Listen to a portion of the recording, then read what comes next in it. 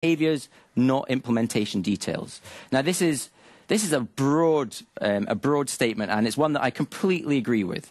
What I love about this statement is that it actually applies at all levels of testing. So whether you're testing end-to-end system, or whether you're testing a little component at the bottom, you want to express those tests as specifications that specify what the behavior of the thing you're testing should be, not in implementation details like click this button, follow this link, enter this text into a page. Because these sort of things are the things that change a lot. These are the things which lead us to brittle tests that are easy to break. These are the things that slow us down when we're trying to refactor.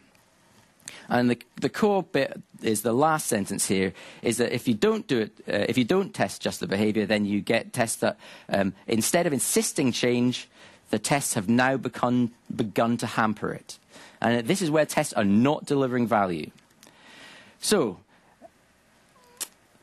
these, I've done a number of sessions and I do training around TDD and unit testing, and I think that these are 6 properties that I look for in every developer test that I assess.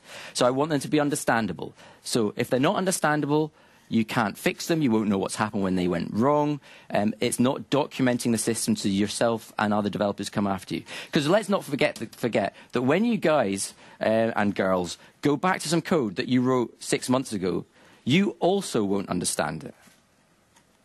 And that's a bold statement. But I've seen this happen time and time again.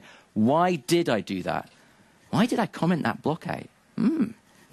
So we need to be understandable. So this is why I recommend that you do a form of peer review of all code, and that peer review should start by having the reviewer independently, as in